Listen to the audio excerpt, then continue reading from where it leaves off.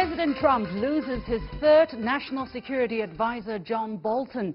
Can China hope for a fresh and constructive approach on the U.S. policy towards the country? And as two business leaders from Hong Kong offered a fresh perspective on the city's unrest at the United Nations office in Geneva, what exactly did they have to say that's not being said? Welcome to The Point, an opinion show coming to you live from Beijing. I'm Li Xin.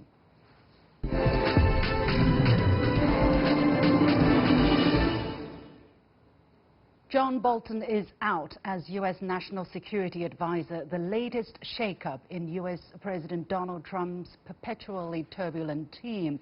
The president tweeted on Tuesday that he disagrees strongly with many of Bolton's suggestions, as did others in the administration. Bolton built his brand by advocating tough foreign policies on countries including Iran, Afghanistan and Venezuela, and by leading the charge against Chinese telecommunications company Huawei. Now that John Bolton is gone, what's the impact on U.S.'s China policy, if any, and what would be the impact on the U.S.'s greater foreign policy making? Joining me for the discussion are, in the Beijing studio, Wang Huiyao, president of the Center for China and Globalization, and from Philadelphia, Blackburn-Dwyer, founder of Grasshopper Strategies. Gentlemen, welcome to The Point. Now, Brendan, let me go to you first. Bolton has been especially hawkish when it comes to China, including on issues such as Huawei, 5G and Taiwan. So what does his departure mean for China-U.S. relations? In your eyes, is it good news or bad news or mixed? It's mixed. Any shakeup in the Trump administration is hard to read because we assume that the next person will bring more clarity, sanity, and predictability to an administration that has proven itself time and time again to be wildly unpredictable, particularly in foreign policy. Now, on China specifically, John Bolton was very hawkish. He was also in lockstep all too often with President Trump. One of the few exceptions to that was the Wang Huiyao arrest in Canada that was the Huawei executive. In that area, John Bolton really pushed the administration to connect that directly to trade talks, something that wasn't clear President Trump or others were really ready to do right in the days after a meeting with President Xi. In the long term, though, the two, John Bolton and President Trump, have really been very much in sync on this issue. They've been very hawkish. They've been very hostile towards China. They've very much been on the same page about making accusations against China.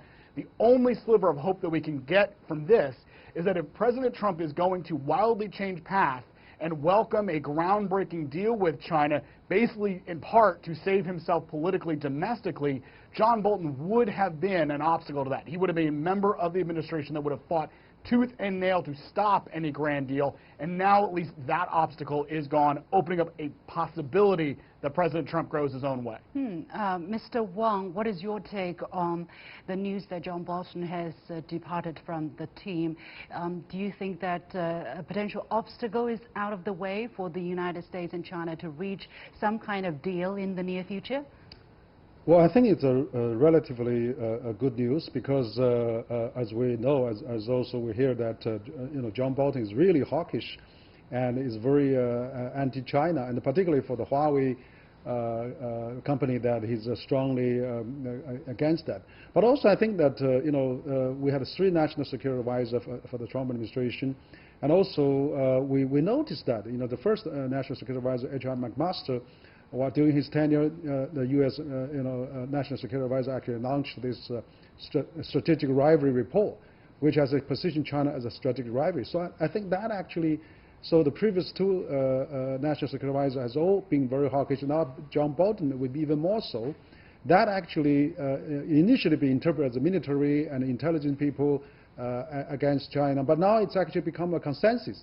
So on the one thing, I think it's gone is a good thing. On the other hand, it's really bad is that the negative sentiment has already so deep that it's going to take a long time to get rid of that. I think that why President Trump is really probably now it's high time for him to change, to get a new fresh start into the election. And also he's learning the experience now by in the president in the 3rd year.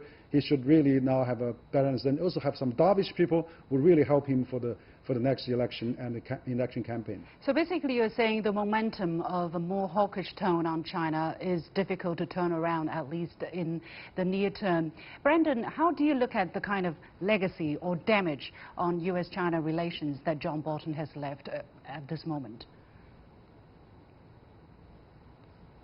Well, John Bolton is a man who has left, I think, a damaging legacy across U.S. foreign policy.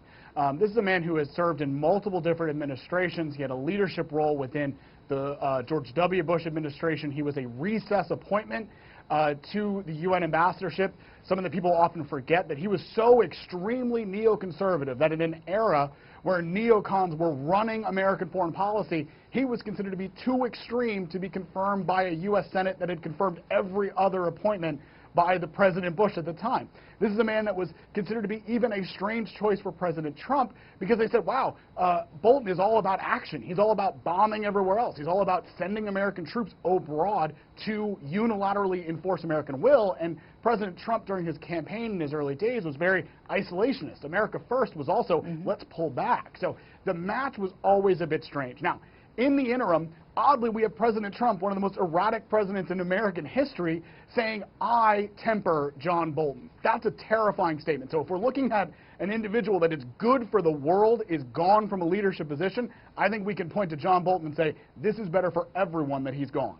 Let's take a little bit look back at John Bolton's role in the Huawei case, especially in the arrest of Meng Wanzhou, the Huawei executive. I mean, the arrest happened almost simultaneously when President Trump and President Xi were meeting in Buenos Aires last year after they reached some kind of trade truce, which was a positive sign, but immediately it was kind of dampened by the arrest of the Huawei executive. And in a radio interview just days afterwards, John Bolton admitted that he knew of the arrest in advance, although President Trump was not totally aware of the situation. So, Mr. Wang, what kind of role has Bolton played in the Meng Wanzhou case and in the entire Huawei case, and what kind of implication is that having on U.S.-China relations? And now that he is gone, do we see any possibility that the situation could turn for the better? Well, absolutely. I think that he has really done great damage on that because just imagine President Trump had a big meeting, a big dinner at Buenos Aires on December 1st last year. And then almost same day, I mean, Madame Meng get arrested at Vancouver airport. So it's really such a ironic, basically didn't give President Trump any face to both leaders of both countries by having this kind of ugly accident happen.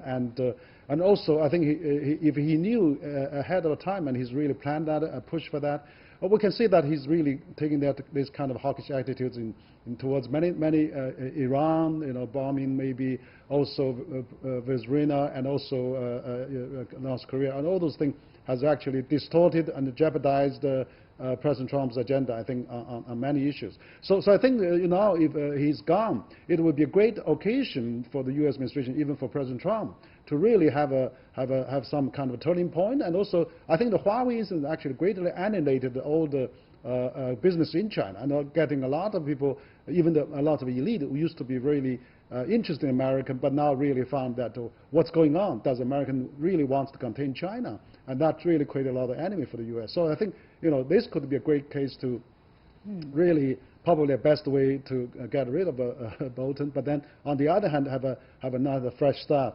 Particularly on Huawei, I think if this can be a turning point, and then really get a little more business-oriented towards Huawei, I think it would be win-win for both countries. However, some scholars are not so optimistic that the departure of John Bolton is going to mean significant difference or turnabout in the U.S. policy towards China. Some argue that John Bolton was not directly making the U.S.'s China policy in the first place. So now that he's gone, and let's not forget there are still quite a few very hawkish figures on the Trump team.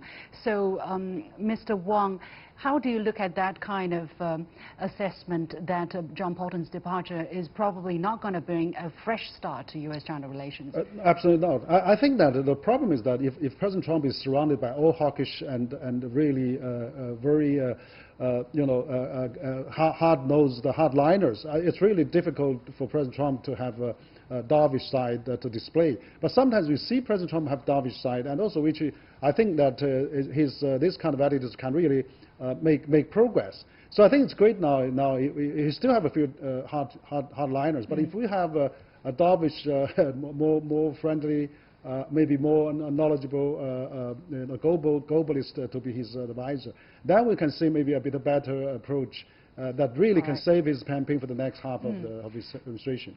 Brandon, what do you see as the possibility that a more dovish, more globalist personality is going to replace John Bolton as the National Security Advisor? I would actually say that the personality of the next National Security Advisor shouldn't be overread into. Even if he hires another hawkish individual or he hires a critic of China, John Bolton's removal, again, opens up the pathway to just continue Trump's desire to rule through loyalty. Secretary Pompeo and the other leaders in the Trump administration, the ones that have survived, have basically found ways to subsume their own views, their own ideas into responding to the will of the president in the moment-to-moment desires that he has through Twitter.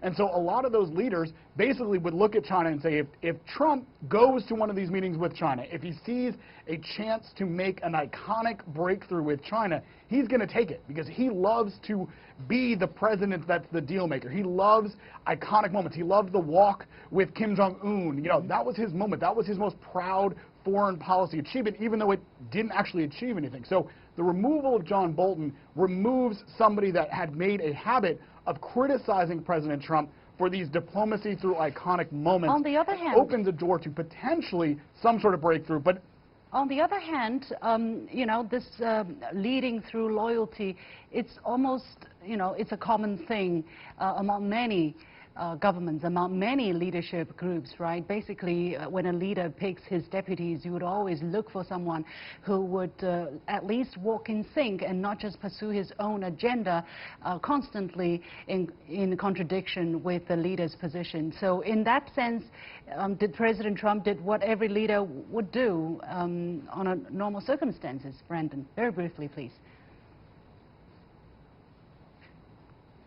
I mean, I think that's true in the sense that all leaders want people that somewhat agree with them, and John Bolton had made a habit of disagreeing very publicly and privately with the president. But he hired John Bolton knowing this full and well, and if you're in a national security advisor role, your job is to speak truth to power, regardless of politicking, and John Bolton didn't do that. He spoke his policy to power and tried to get the president to do what he wanted, and now the president's done with that. So looking ahead, is there any possibility that someone can really speak truth to power to replace John Bolton? Mr. Wang, briefly. Yeah, I think that it's quite possible. I think it's good for President Trump to realize after 3 years being the president that now it's time to hire somebody intelligent and really wise enough to really coordinate his international security agenda, but also not really sending the troops everywhere or maybe start a fire everywhere, and then so it's so difficult for President Trump to handle that. And for his re-election campaign is probably something that's going to do some service as well, Mr. Wang. Yeah, absolutely. I think now he's really faced with this new election coming up, and I think he needs to do. And also, the Chinese government is now having the September and October meetings with the U.S. administration. So it's actually important that we have a right element. So this, I think, probably would be a good signal to that. All right. Many thanks to Wang Huiyao from the Center for China and Globalization, and from Philadelphia, Brandon Blackburn-Dwyer of Grasshopper Strategies.